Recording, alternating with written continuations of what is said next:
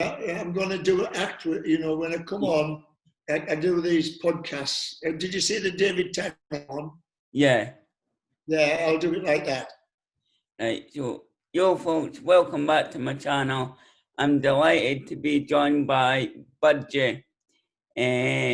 Played for Hibs and so many other teams. It's great to have you on my channel, Budgie.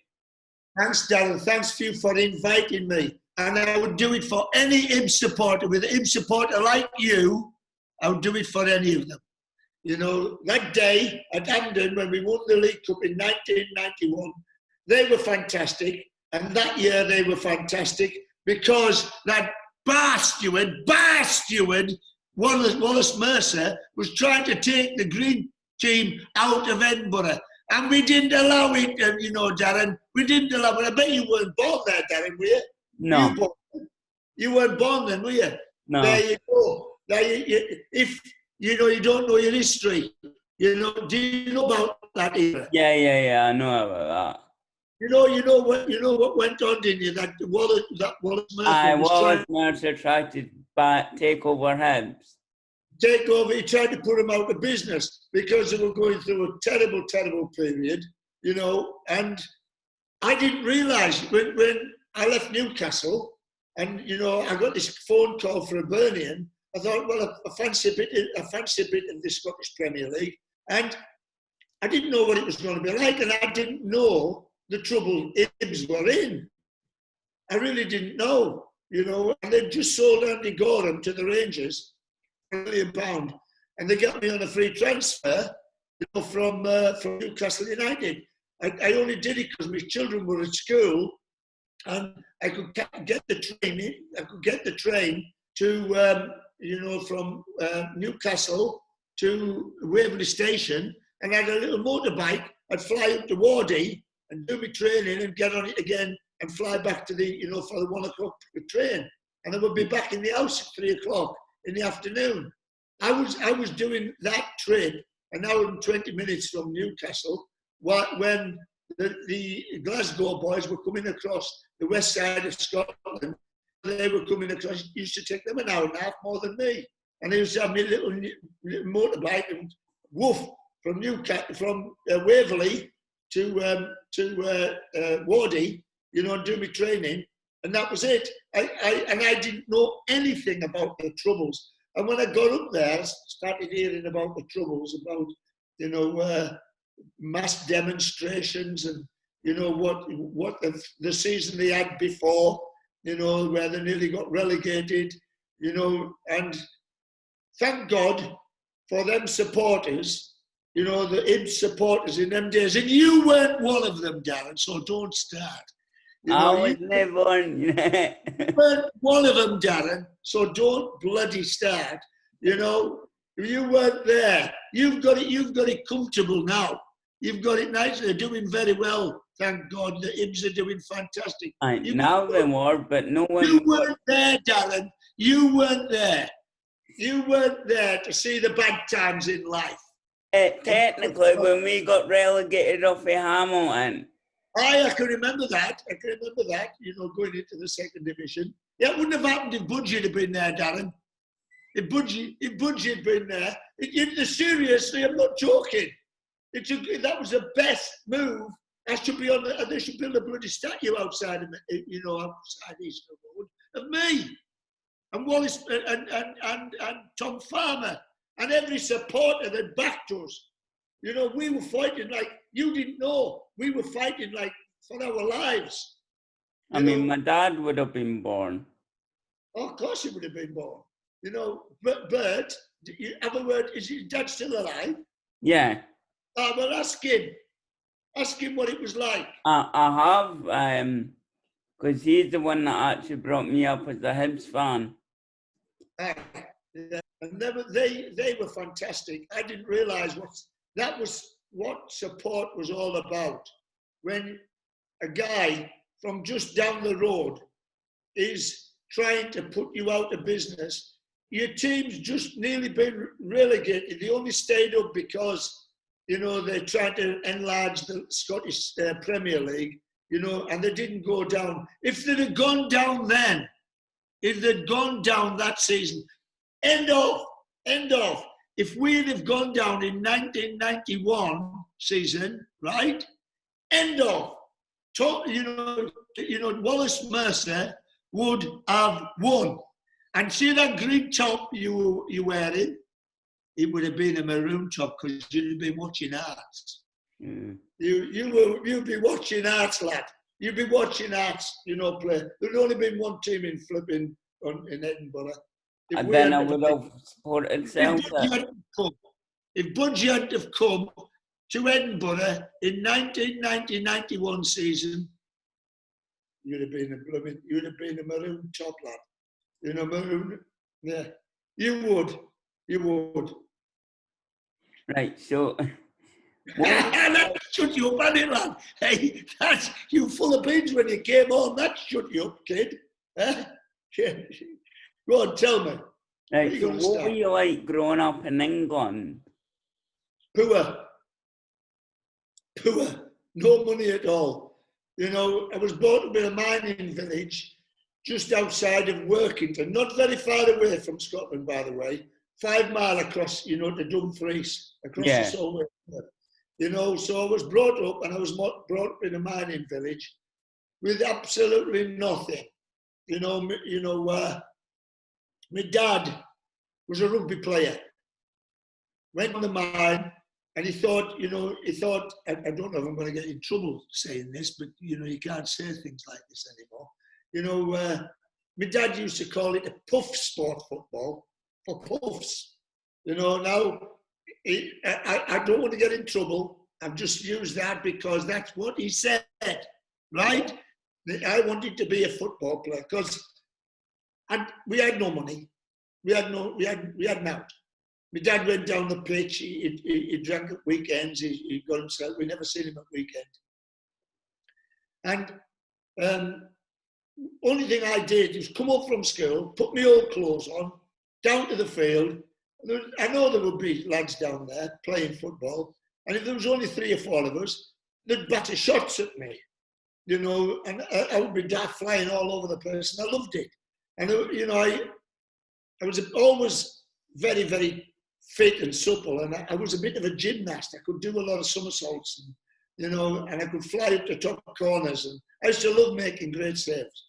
But my dad used to want me to play rugby, and being in an area where rugby league is the first sport, rugby league in Workington and Whitehaven, Warrington and Widnes, they are the first sport, rugby.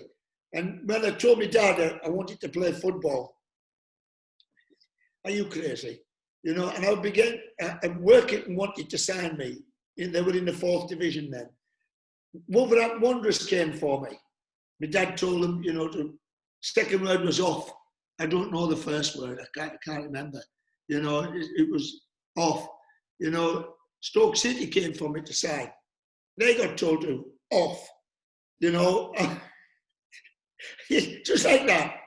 And I was upset. And I went to my mum. And I said, Mum, I want to play football. I don't want to play rugby.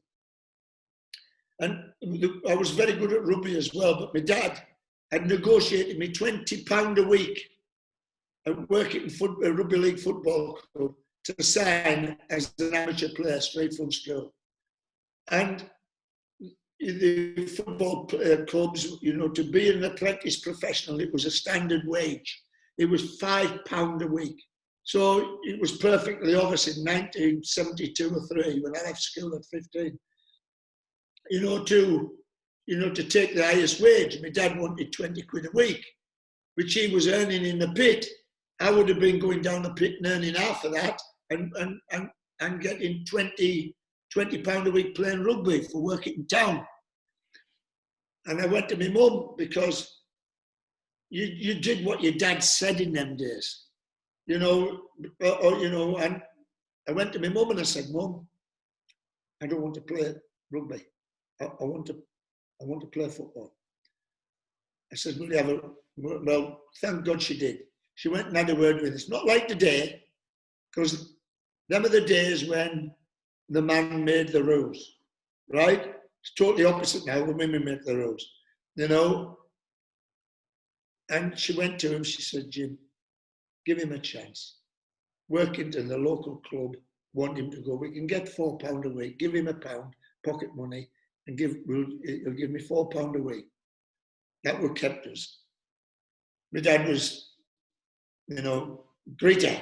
We can get £20 a week. He can have a fiver and we can have 15. And, you know, my mum, but he wants to play football. He said he's got 1 year. 1 year. Thank God for me. Because I went and signed an apprentice professional contract at Borough Park, Workington. And I was playing in the reserves, which was a good league, the Central League.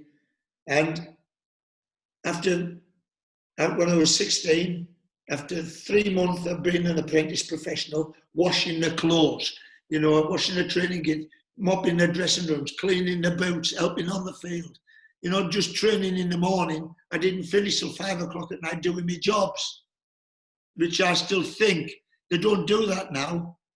They say they get offended by cleaning boots and you working on the field. Best bringing up you possibly could have. You know, it was a blessing in disguise. Well, I was waiting to get the bus on one Saturday morning, 10 o'clock. You know, I was going to Sunderland to play for the reserves. And a car pulled up and it was Brian Doyle, the manager. And he said, John Game, you know, I said, boss, I'm waiting for the bus, you know, to come. I'm going to Sunderland to play for the reserves. He says, no, you're not, son. You know, they're taking the reserve team, goalkeeper of the reserves, you know, is playing. You're playing in the first team this afternoon.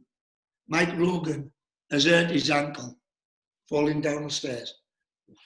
Oh, I'm 16. I drove back to Borough Park, Workington. It was 11 o'clock. I had 4 hours to wait to kick off. And I was sat there, and I had, you know what I had for me, you know, my pre-match meal. We were playing Newport County. I had a pie. I had a pie and a cup of tea in the boiler house with Billy Watson, the groundsman.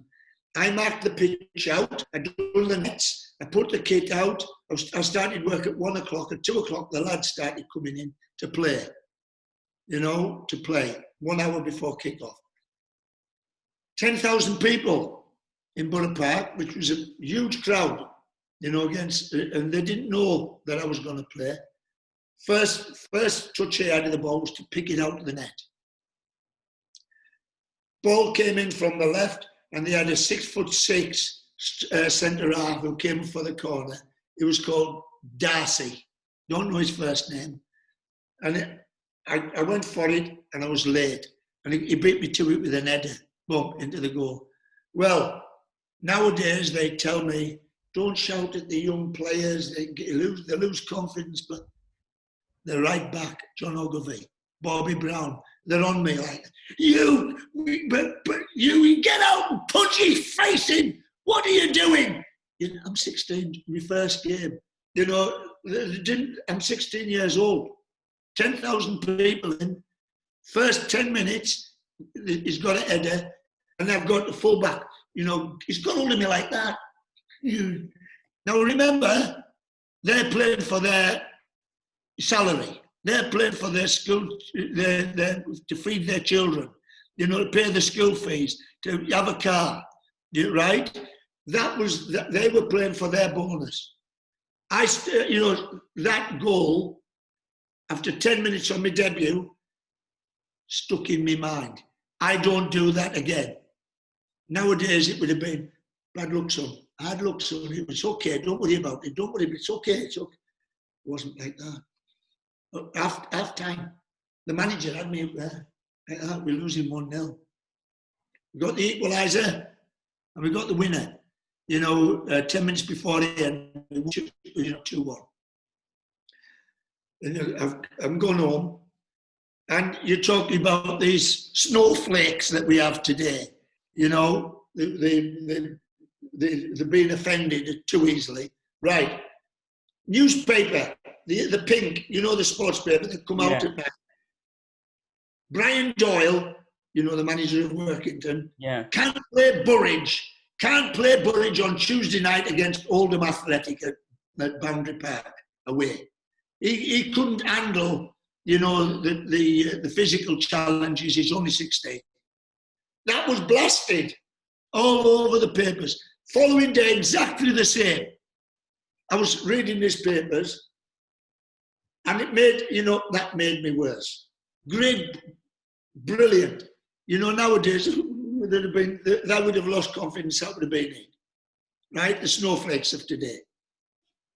He had to play me, Darren. He had to play me because Mike Rogan's ankle wasn't fit. Right? He wasn't fit. So I'm sat on the bus going down to Oldham, and they had a big guy called Jim Fryatt, no hair, bald head, right? And he had a reputation of mincing goalkeepers, mincing them, you know, elbow into the face, first one, boom, you know. And I got that, and I said, when he comes into my box, I don't care if he sticks me in hospital. I am going to go out, I'm going to punch his face in. I'm going to break his face, even if he kills me. And I did it all night, 1-1-0. At Oldham, top of the league. Following, I went to Stockport County, same at a Stormer, 1-1-0 again. I played 34 games, you know, on the bounce. And I was doing my kit in the afternoon.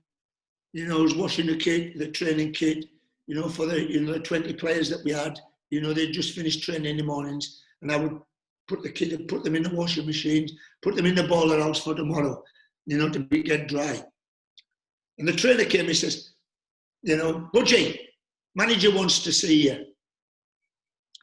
I said, what have I done wrong? I was panicking. What have I done wrong? Have I not cleaned the boots properly? Have I forgot something? And I went down the manager's office. And he says, sit down, Johnson, sit down. I'm 17 years old. Right? I was in the first team, 34 games I had. Right? So sit down, son. He says, Blackpool want to buy you 30,000, which was a fortune in 1974. No, 1973. Fortune. And he says, I can't go. My mum needs the money. You know.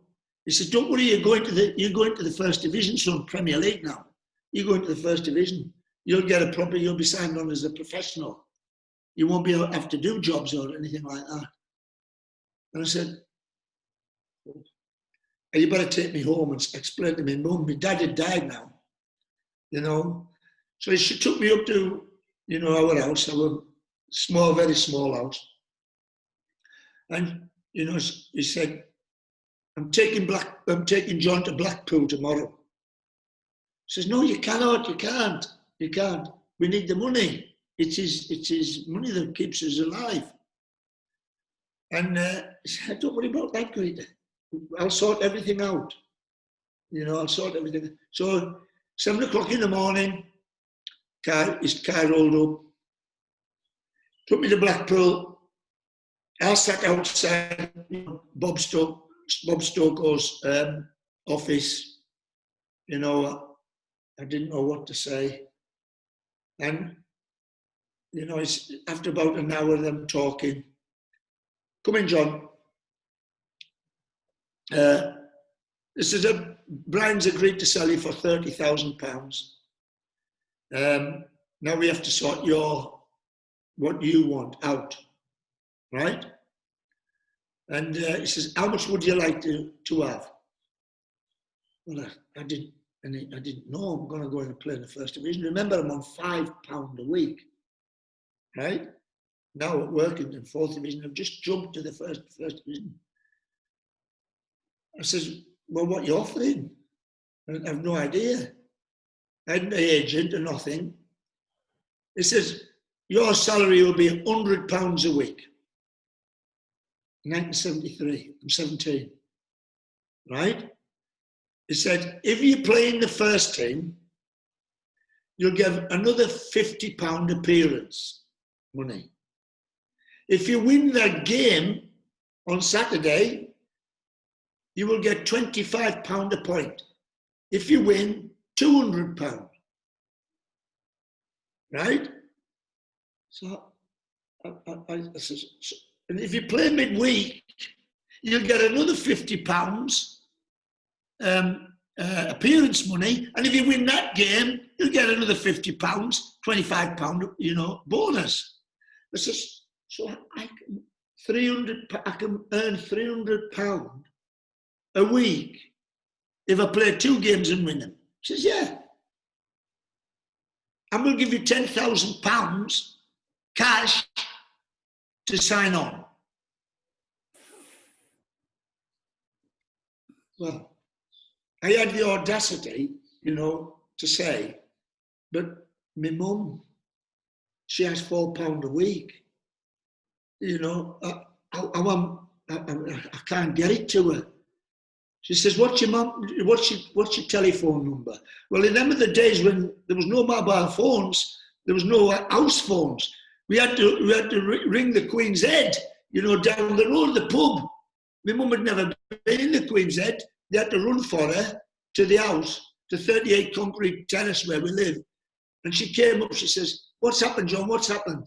And I said, I think I'm going to sign for Blackpool, Mum. Oh, no. And I said, my mum wants to speak to you, Mr. Stoko. And so Bob came onto the phone. She says, hello, Mrs. Burridge, how are you? I've signed John for £30,000. We've agreed to terms. Now I've got to agree with you. He tells me he pays you £4 a week. He said, yeah. He says, well, I'll pay you £20 a week. And I will send it to you personally in an envelope, cash, every month.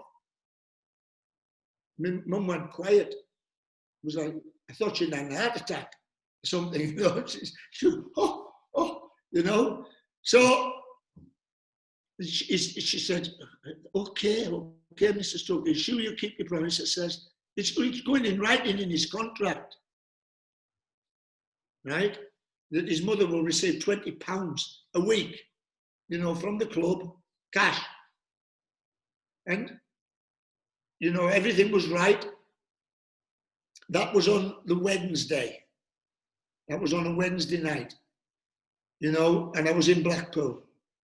And he says, Brian Doyle went home to Workington, and I was left in digs with the apprentice professionals. And I walked in with them the next day, all same age as me. I was on a professional contract. They were on apprentice professional contract. And I started work with them. I started putting the kit out. I started mopping the dressing rooms, and Bob Stokes says, what are you doing? I said, I'm doing my jobs like I always do. He said, John, you're playing on Saturday against Everton at Goodison Park. You don't do the jobs. I said, I like to do them, boss. I said, I'm same age as these lads. I'm living with them, So he said, okay, get on with it. So I was doing jobs. And I was told on Friday, the tin sheet went up, my name's on it, Everton at Goodison Park, 40,000 people, going to be in. Alan Ball, Howard Kendall, Weston goes Labone. Superstars. They just won the league the year before. And what happened was, I was told to wear a shirt and tie. Well, I didn't have a shirt and tie. I had to borrow one. And I had to wear me, I was a skinhead in them days, the thing with the big baggy pants, and the Dr. Martin shoes, you know what I mean? Yeah. The Dr. Martin shoes and this big baggy pants and the Ben Sherman shirt.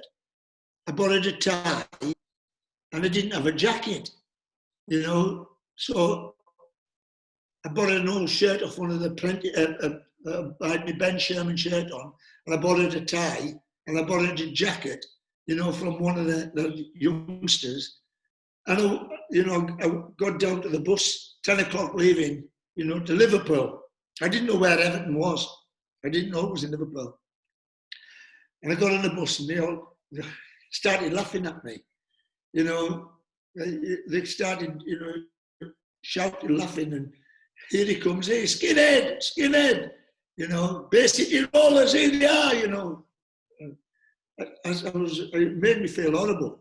They were taking a piss, basically, taking a piss. You know, they were having a laugh, but they didn't think anything about it, but I felt it. You know, I felt that I didn't have any clothes, you know. So I got on the bus, I sat myself an hour's drive to Liverpool, sat in the hotel, having a pre-match meal. Got to Everton, and I rushed out the bus, and I rushed to the dressing room as quick as I could. I took my clothes off, my basically roller pants and my tie, shirt and tie, my bed shirt, and I put it on the peg, and I put a towel over it so nobody could see it. Right? And, you know, the lads were dead serious now. You know, dead serious. That's when the old John Burridge determination came in. You know, I just thought, to hell with them. I'm going out there, I'm going to have a storm. It's a good job they took, you know, they were taking a piss really, because, you know, I would have been a bit more nervous because I was more angry then. And I walked out, and Darren had a stormer, 0-0, 10 out of 10 next day in the paper. I made saves that you wouldn't believe, you know, and I came back in, and the lads were, well done, son, brilliant, superb, you know, and putting my kit on, I run to the bus, and I was on the back seat, I was hiding, the back seat of the bus, you know, down on the floor. And Bob Stokoe came in, the lads went to the players' room and had a few pints, which he did in them days, after the game. And still do, by the way. And Bob Stokoe, the lads started getting into the bus. And Bob Stokoe came in and said, where's John Burridge? We haven't seen him. And I just popped my head up from, you know, the back seat. Sam here. He says, where were you? The press wanted to talk to you and everything. You've had a fantastic game. I said, I'm going home. Now, I'm catching the first train home. As soon as I get back to Blackpool. I said, what? I says, why? You've just had a stormer. I said, see that lanky bastard over there? Tommy Hutchison. 2 bloody Scotsmen, by the way. 2 Scotsmen. Tommy Hutchinson, people who, you know, your dad will know him, and Tony Green, 2 fantastic football players, 2 Scotsmen. That's just them 2 taking a piss out of me coming here because I had no clothes. You know, and Bob says, come here. And he got Greeny and Hutchie together. He said, we didn't mean anything. You know, they were apologising, blah, blah, blah. You know, and Bob Stokoe, as soon as we got back to Blackpool, he says, get in the car, John. I had to get in his car, you know, and he took me home. And his wife gave me my dinner, right? He was a bit frightened I got on the first train, you know, back to Workington. Yeah. You know, and so he kept me overnight. The following, he kept, all day Sunday, I wasn't allowed to go home. Monday morning, I missed training. You know why? Bob Stokoe, he'd come for me. He got me up, bought me a nice navy blue blazer, 3 shirts, 3 ties, 2 you know, grey pants, 3 shoes. You know, he took me down and kitted me out totally.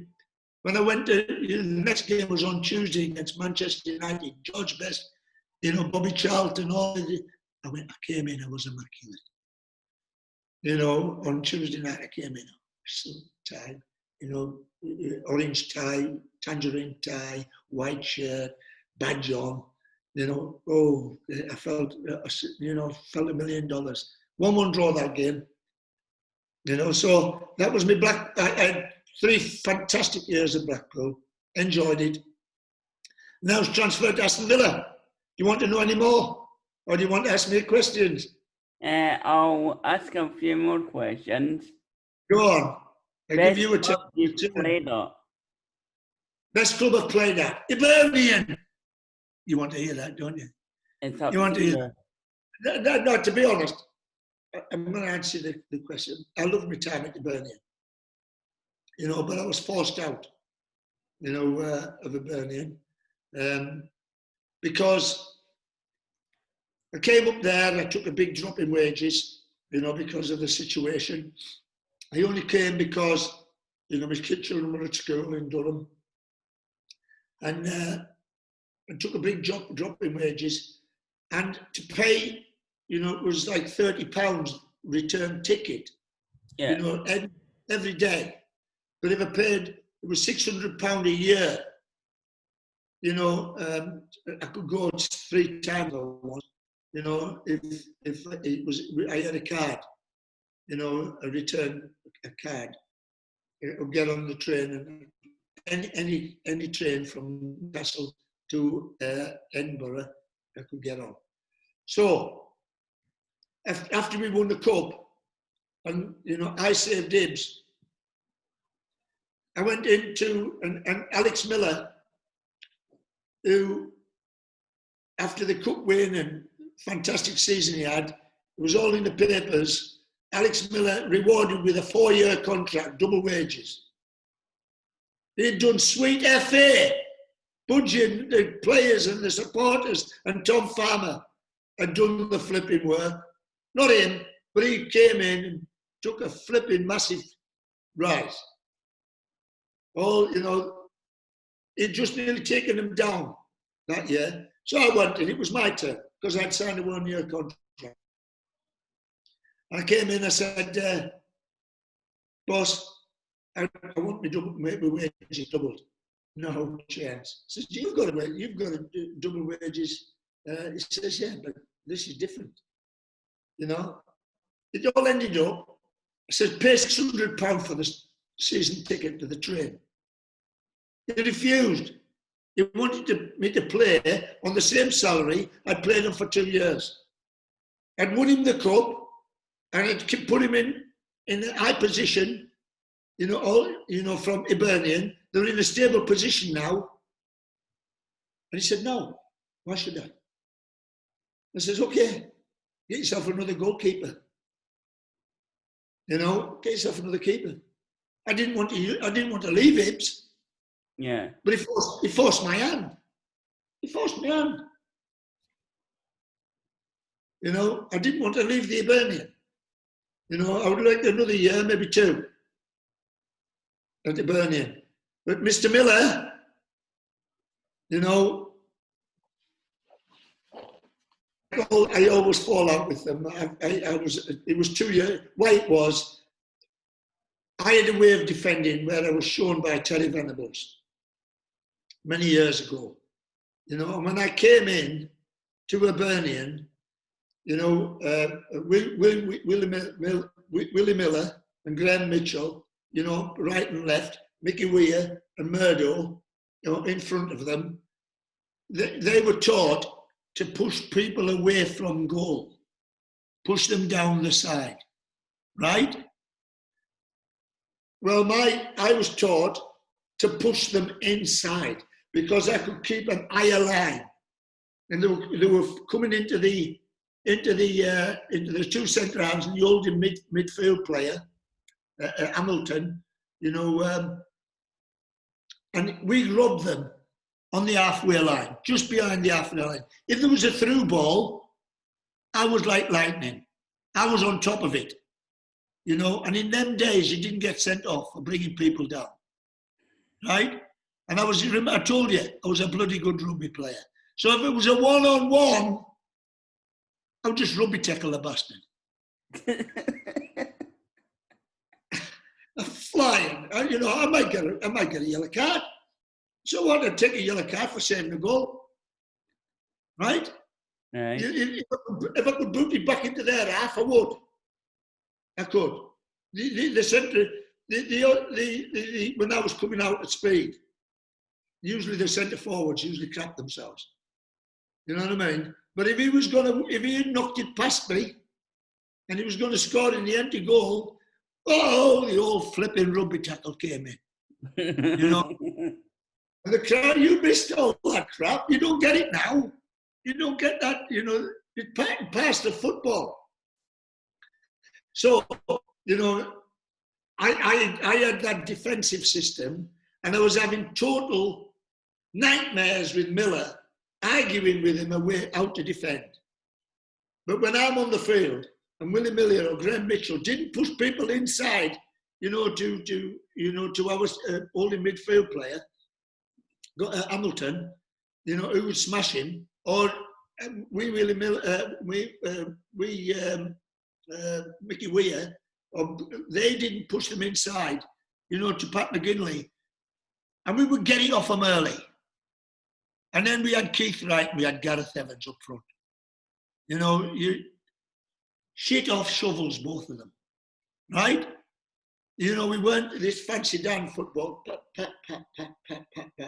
where the defences. We got the ball early in midfield, and we had a guy called Murdo McLeod who could see holes, right? He could see passes, and he would deliver that pass. It was brilliant. If Mickey Weir made that run, it was perfect. If Gareth Evans made that run, it was perfect. If Keith Wright made that run, it was perfect. So it was winning the midfield, 1-2 balls, pop, pop. Keith was through, you know, Gareth was through, or Mickey Weir was through, right? It was a counter-attacking side. But the old essence of it was we could defend. If I'd have been doing that working on Miller's system, not Willie Miller, you know, Alex Miller, we wouldn't have been able to do that. And you look at your records of that year. I think I let 5 goals in 21 games. So many clean sheets. So many clean sheets. So he couldn't say anything. Alex Miller couldn't say anything because we were winning. And he was taking applauded. He was there.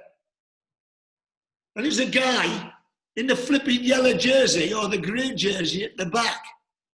There was, and you ask any of the Hibs lads, Hibs heroes, you know, how many I shouted him, shut up.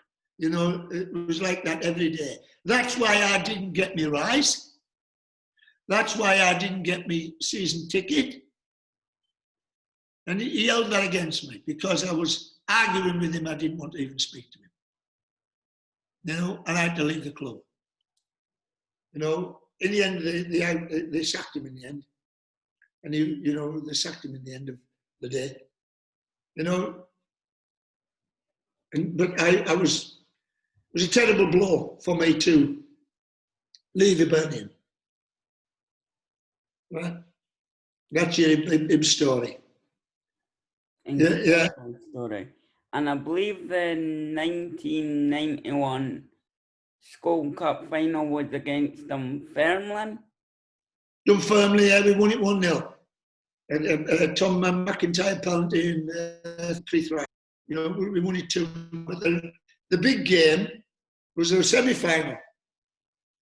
You know, against Glasgow Rangers. Yeah. That was the big game. You know, it was, you know, the Alex Miller again is detrimental, negative team talks. Oh, you've got to watch Austria. You've got to watch Ace lately. You've got to watch McCoist. You've got to watch, you know, Stevens. There's 2 Stevenses, one from Gary Stevens and another Stevens, and they had on in them days, Rangers were spending money like it was going out of fashion, right? They were buying everybody. They bought everybody, you know, all the top-class players. Well, you know, in the team talk before the game, you know, in the semi-final, it was, you've got to watch Ulster, he's quick, he's a blah. You've got to watch McCoy, if you don't, blah. Tommy Mac, you know, watch Italy, boss. He's got Budgie in the bloody goal. He says, we've left him flipping 10 goals this year. Just behave. Tell Keith Wright he's the best striker in the flipping division. Tell Gareth Evans he's not far behind. Mickey Weir, he's a flipping fantastic player. You've got a great defence. Tommy McIntyre, great, and Jeeves at the back. They can flip and head the ball. They'll dominate. That's what I want to hear, Darren, when I'm going into it. I don't want to hear, he's going to do this, he's going to do that. Shitting me, son. I don't want to, you know, going down the tunnel, shitting myself. You know, I want to be going down thinking I'm going to beat these. Not overconfident, but it's Glasgow Rangers. But I can beat these, you know. So, we're in the tunnel. You know, we're in the tunnel. It's, you know you line up in the tunnel. Yeah. 100,000 are there, whatever it was, Hampden was full. You know, and I could hear there's mind games going on with their players. You know, they were, come on. And, you know, our lads were down in the dumps. You know, head down. And, you know, and I says, I've got to get them up here. And I says, English, shut your effing gob. I says, if you want it now, I'll have it here. Come in my box, I'll break your effing back. And you, McChrist, you came down to flipping Sunderland and I watched you because I played for Newcastle when you were at Sunderland. And you were shit. You know, Tommy Mac, and our captain, and Murdo, you know, if Budgie can stand up, then we can. Come on. Well, that was the spark we needed, you know. And we went out there. It was this crazy keeper, you know. A crazy keeper. We went and copped a clean sheet and we won it 1-0. Everybody knows that story. Tommy McIntyre first told that story. I didn't Tommy Mac tells it at his after dinner speeches.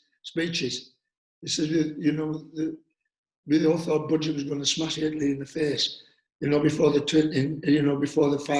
semi-final. They went down me. That would give us that spark, because Tommy McIntyre shouted, if Budgie can stand up to these bastards, come on. You know, we went out and won it.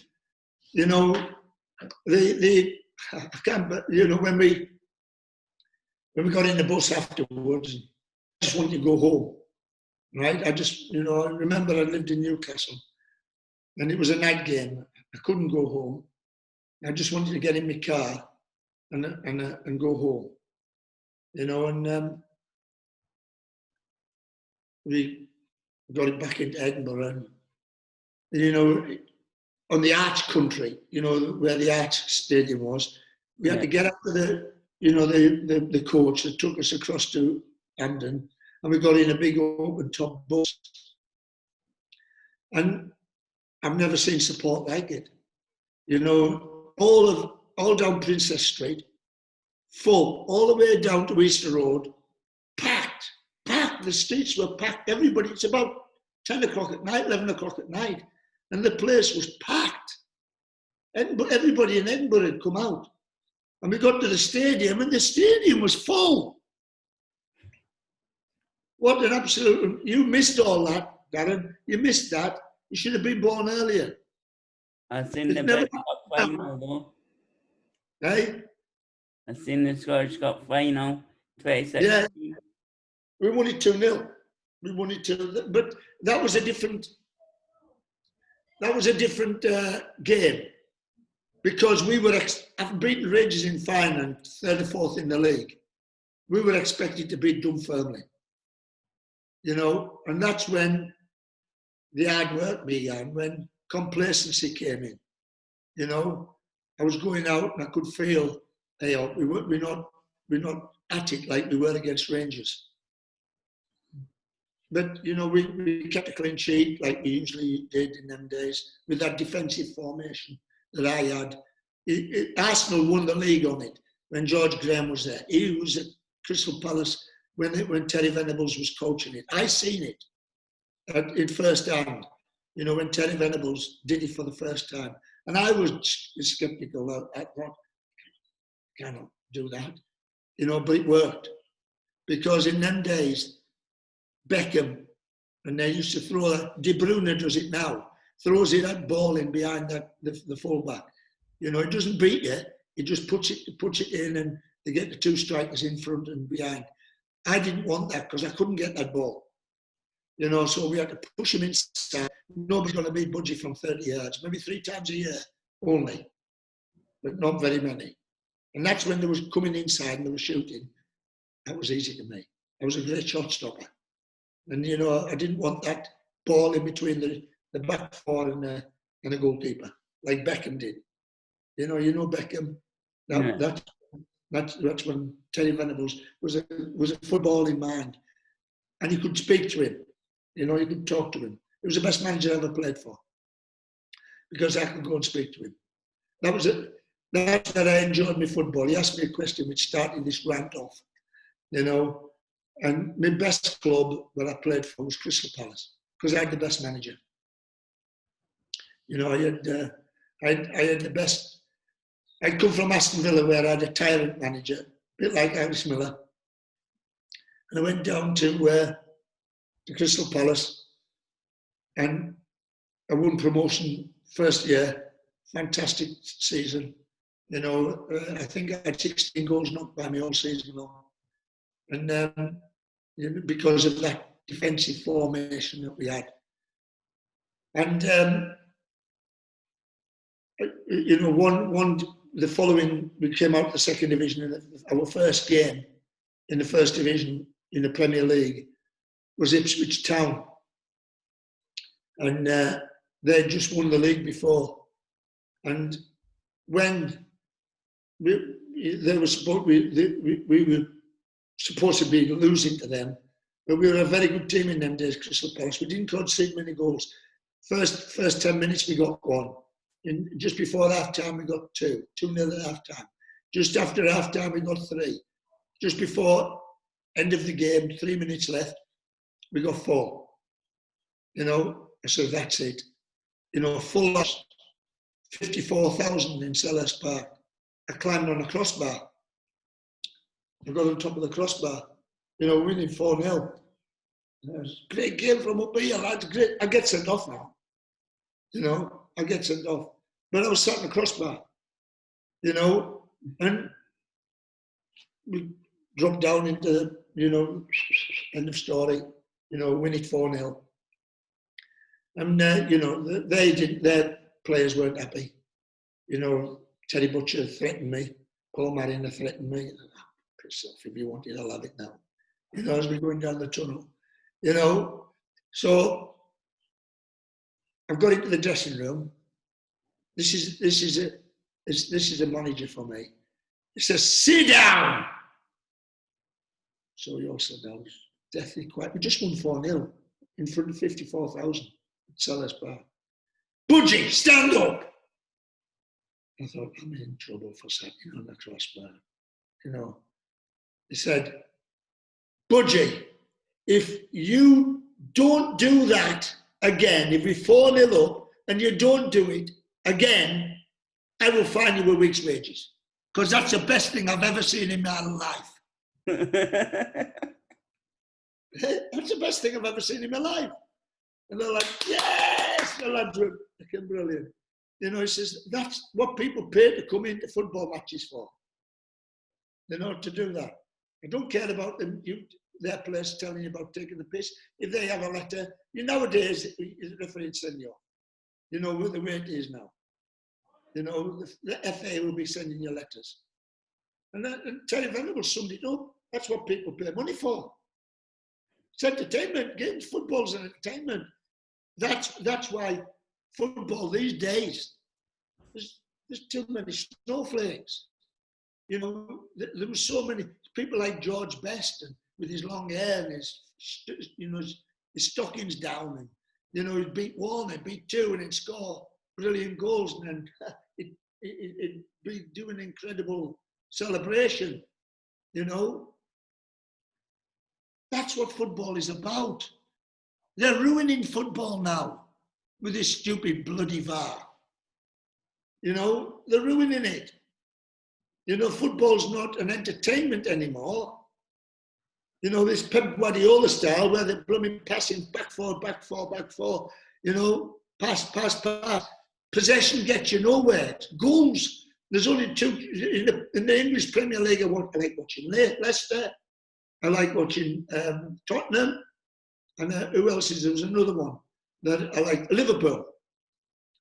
Because they get the balls, the statistics, everything's built on statistics, possession, pass, pass rate, pass completion. But there's a big stat that I work on when I'm coaching goalkeepers. 93% of every goal think about it, of every goal in the world football is scored in the 2 6-yard boxes. You understand? The little box, bring another one out to the penalty spot, 93%. Now, Liverpool and Leicester get the ball into the 2 6-yard boxes as quick as they possibly can, and they get men in there. Right? I don't like these blooming pass, pass, pass, centre half, centre half, centre half. That was fantastic when I played. Tottenham used to play like that when I played. And I loved it because I could get my back four sent up and five in front of them.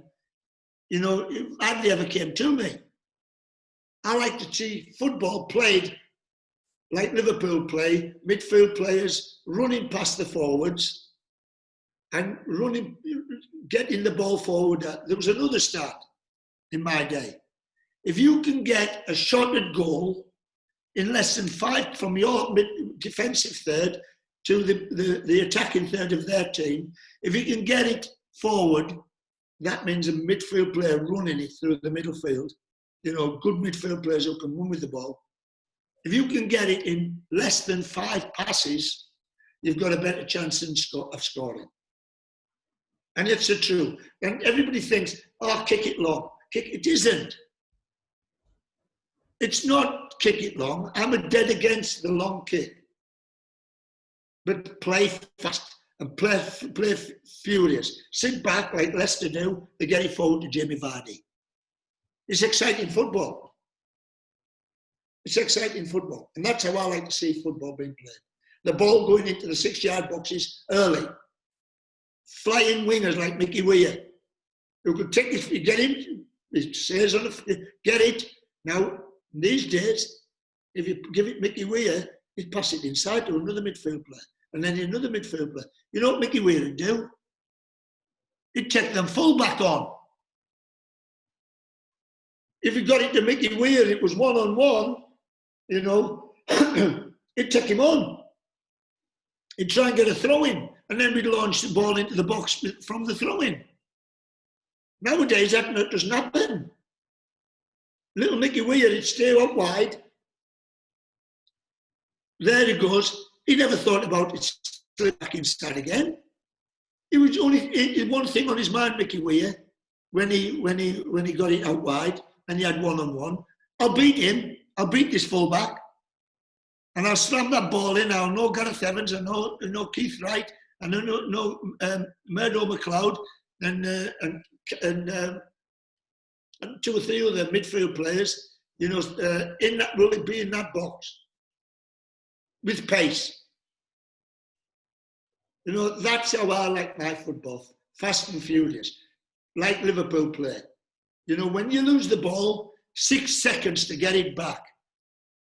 That's what Keith Wright was fantastic at. Gareth as well. When they lost the ball, when hIBERNAIN lost the ball, to their back four, Gareth Evans and Keith Wright had chased their back four all over the bloody place. You couldn't get your head up. If you got your head up, one of them would be in. Do you get my point? Yeah. And now, that was real football. You know, just watch Liverpool, watch Leicester, watch Tottenham play. They are my time of teams to watch. Not the fancy Dan pass. And then they've had 85%. You know, and they've only had 25, but the 25% won. It's true. Mm-hmm. Well, I've got to go to work now. Are you going to leave me alone now? Are any more questions? I've got quite a few questions. Bloody, any better hurry up? What time is it? It's 2:17. You've got 10 minutes. Best advice you've been given? Best advice best advice. Train hard, which I always have. You know, listen to your body. That was one.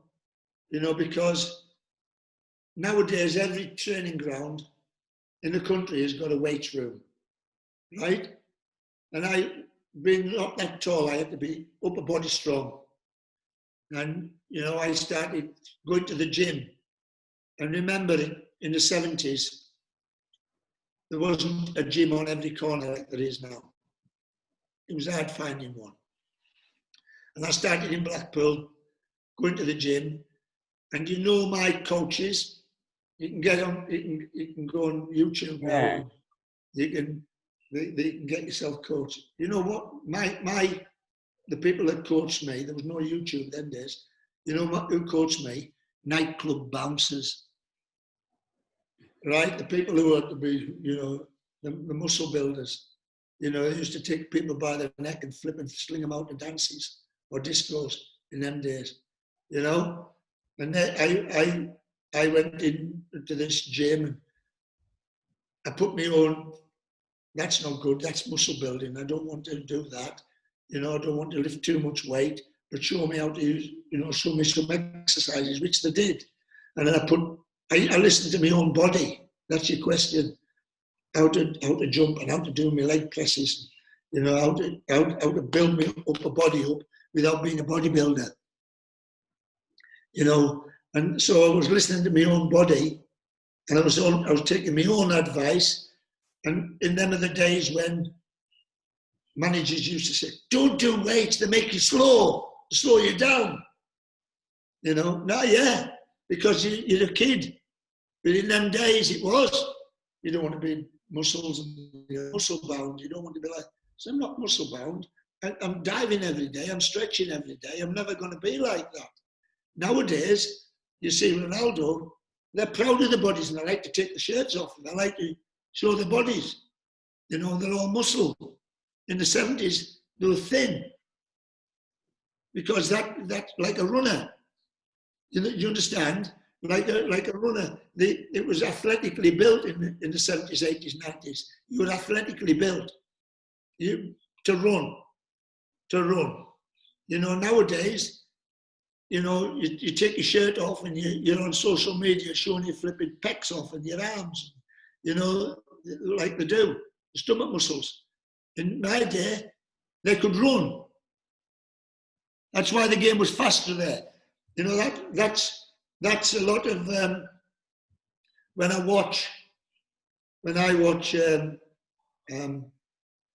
this lockdown that we've had, and there'd been no football when the two leagues, all the leagues were closed down.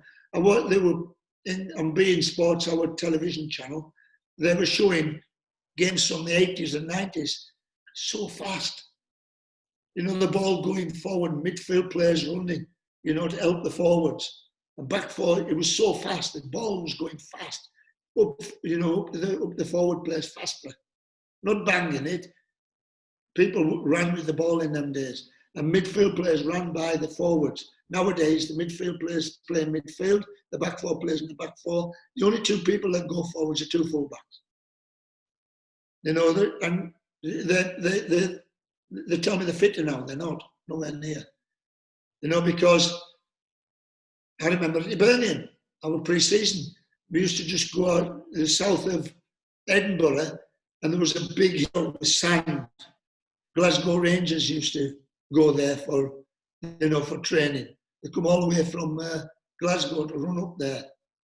Bloody hell, we were down there every Tuesday, with hIBERNAIN, running up and down that sand hill. It's just south of Edinburgh. So we were fit. But the fitness coaches now come on YouTube, the fitter now. No way.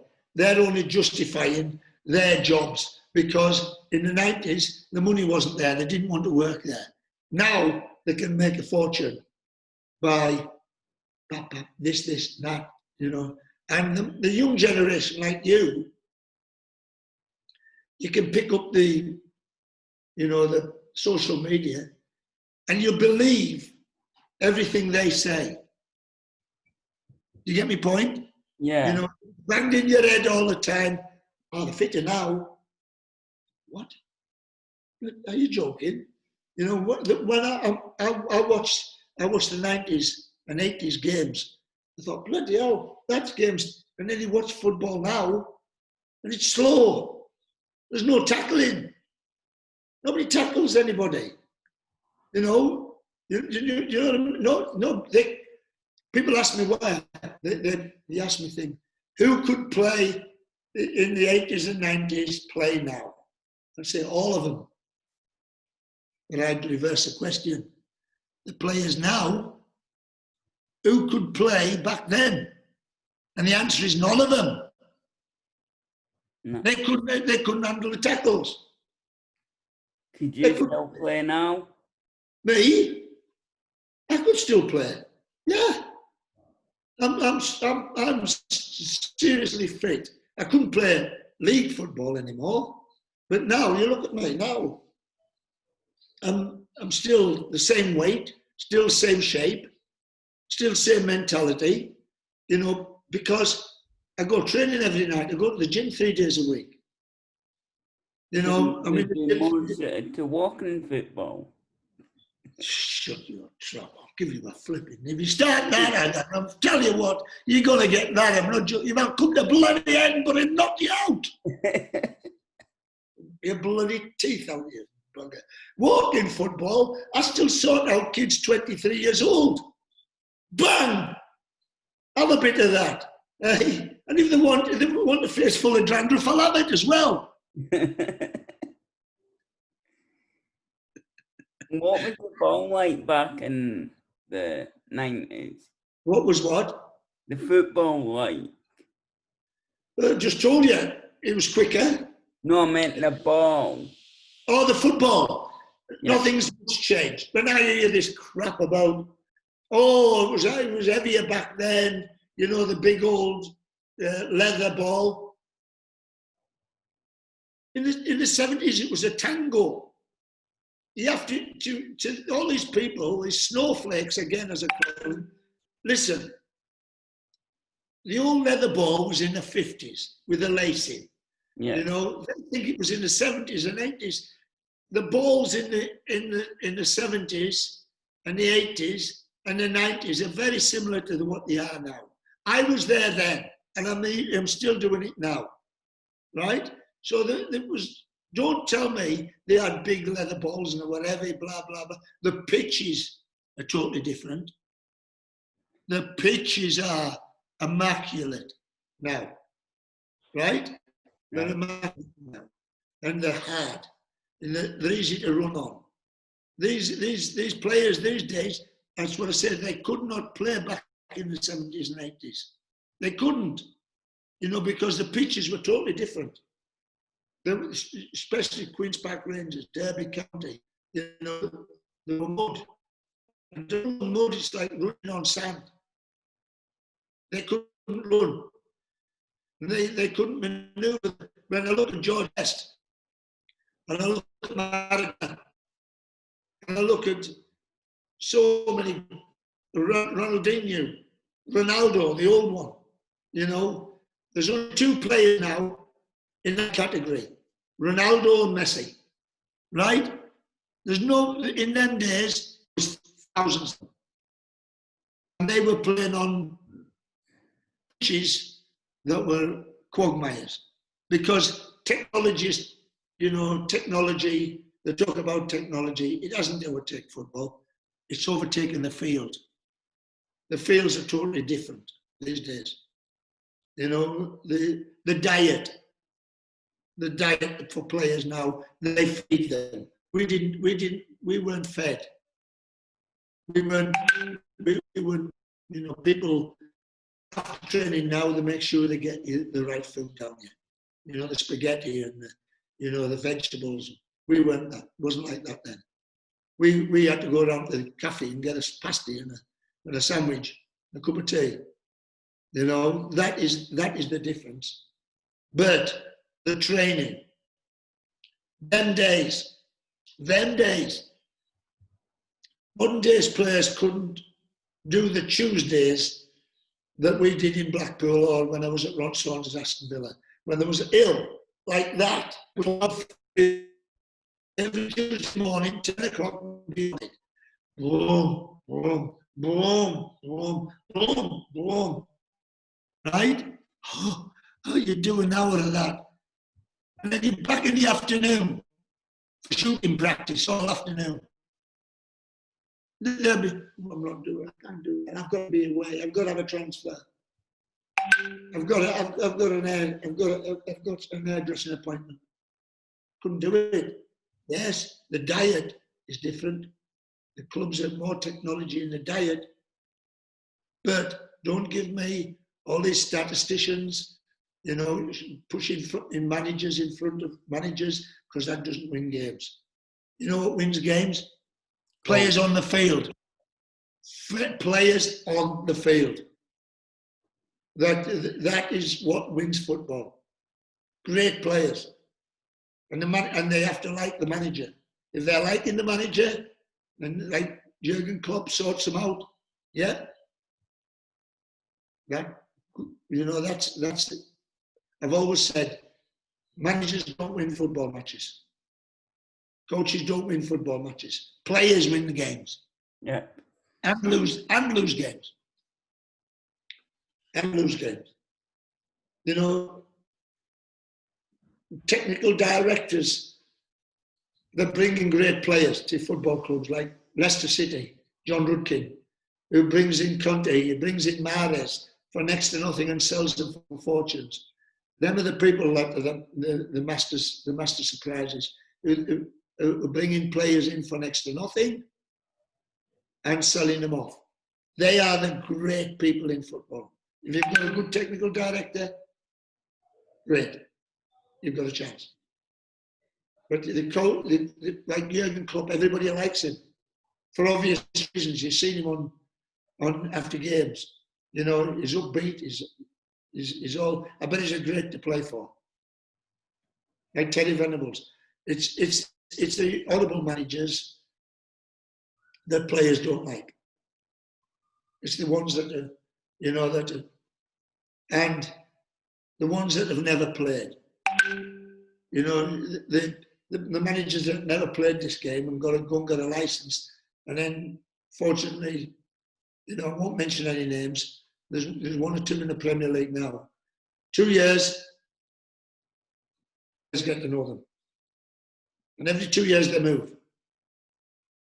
You know, when you got somebody like Jurgen Klopp, who was hard centre back from Minsk, you know, playing in the German league, they love him because he knows what it's about. You know, like Guardiola, they love him because he knows what it's about. You get my point? Yeah. Yeah. Okay, can I go now?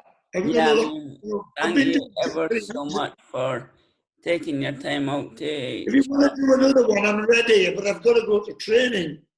I've got to go to work. No bother, but thank you for taking your time out. And I'll speak to you later on. You too. Okay? We'll have a